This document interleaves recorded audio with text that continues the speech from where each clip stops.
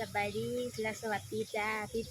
ทุกคนทั้งฝั่งไทยหรือฝั่งลาวเด้อต่างประเทศเนาะมื้อนี้มาบอกกับสาวเนาะสาวลาวคือเก่ามาบอกกับสาวหญิงเนาะมื้อนี้สิพาพี่น้องไปเบิ่งพระเจ้าจนจกน้องนะจกน้องเอาที่ดินเนาะว่าแต่ละเฮือนน่ะสิเอาจากรถนะซักเข้าซะจ้อยก็เอาเด้อพูดตะจอยแล้ว40โลเมทาเซนแน่แล้วก็ของข่อยอันน้อยก็ สาวหญิงเพิ่นก็เอาเนาะเอานำประมาณ6-7รถนี่แหละเพิ่นก็ถ้าไปเบิ่งว่าเพิ่นเฮ็ดแนวใด อันนี้คือเดินเฮือนสยิงเนาะที่เพิ่นเอาถามเพิ่นว่าเพิ่นเอาน้ำเจ็ดรถเนาะพี่น้องอันที่เพิ่นมาจกน้องแล้วก็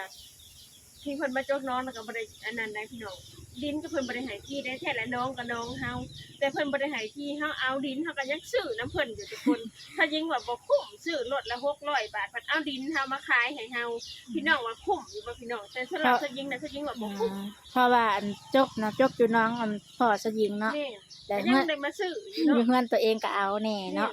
ถ้ายิ่งว่าบ่คุ้ม บ่กูมันจะได้จะเอาเลยเนาะ ตอนนี้ก็กำลังย่างไปเบิ่งห้องที่ของซัดจ้อยเนาะเพิ่นยังบ่พอเมื่อวานนี่ก็ถอกให้เพิ่นเบิดมื้อก็ยังบ่พอเพิ่นเอาหลาย จอยเป็นอะไรตัวมู เพราะว่าชอบจ้อยมีเพิ่นสิเฮ็ดเฮือนแน่เนาะก็เฮ็ดเฮือนเขาเอาไว้ก็เฮือนสิสร้างตอนนี้ก็กำลังย่างสิไปเบิ่งบ่อนเพิ่นจกเนาะอยู่น้องหน้าอันมาพ่อสยิงเพิ่นกำลังแก่ขึ้นมาอีกรถหนึ่งเนาะพี่น้อง โอ้โหพี่ไปถอดใจน่าสักจ้อยจ้ะรถแก่ดินมีอยู่3เบาะหรือ4บ่สยิง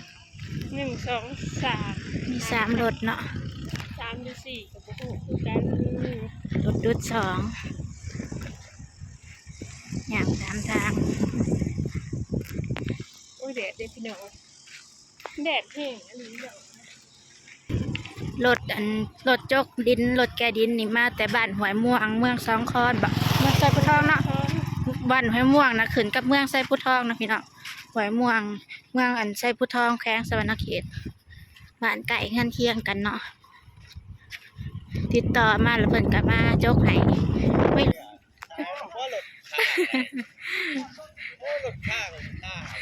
สูไปเลยแล้วล่ะบ่โอ้ยมาบ่ทันจ้ะพี่น้องรถคันสุดท้ายแล้วเราได้ยินไปอันของไม่ใช่ค่ะอืม แต่ลูกมาแท้ไม่สวยจังเลยเอาบริได้คนทางอันนี้ก็ทางรถเพิ่นเที่ยวเขาไปเนาะพี่น้องป้าดเพิ่นแปลงอันให้หน้าแล้วก็เขาไปเนาะหน้าซอยิงหมุนเลย เพิ่นถามเพิ่นแล้วว่าจกแล้วเสิร์นมากบ่ทันซ้ำบ่เห็นตอนจกซ้ำพี่น้อง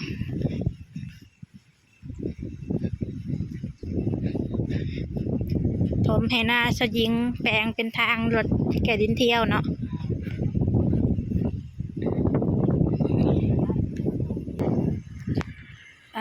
กะกว้างเติบอยู่เนาะพี่น้องเพิ่นจกว่านนี่บ่ได้มาถ่ายพี่น้องเบิ่งเพราะว่าแบตเบิดไฟดับเบิดมื้อก็ต้องเป็นน้ำก็สิเป็นน้องเก่าเนาะจกมาใหม่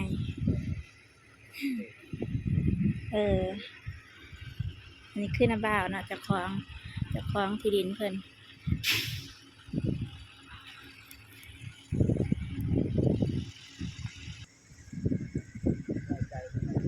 บรรยากาศมันนี่ก็ทั้งลมทั้งแดดเนาะ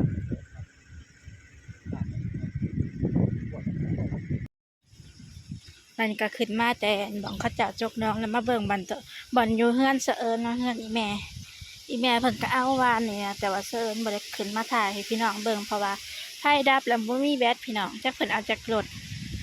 มา4-5รถนี่แหละเพราะว่าคูนบ่นี่แหละเอื้อยสิเฮ็ดเฮือนชาวแป้งแม่ของนางเกิดนะหากเพิ่นลงกรุงเทพแล้วพี่น้องเพิ่นลงแต่มื้อวันเสาร์พุ่นแหละแล้วเพิ่นบอกให้อีแม่เอาดินไว้ให้โอเค เคเนาะทุกคนหลังจากที่ไปผ่านไปเลาะเบิ่งเขาเจ้าตกดินแล้วก็ไปบ่ทันจักเนาะเพิ่นแล้วเอาเป็นว่าถ้าเพิ่นได้มาคลิปนี้ก็อย่าลืมฝากกดไลค์กดแชร์กดติดตามแล้วกดกระดิ่งเพื่อแจ้งเตือนเนาะแล้วก็เป็นกำลังใจให้สองสาวเด้อจ้ะพี่น้องเอาเป็นว่าก็สบายดีและสวัสดีจ้าบ๊ายบาย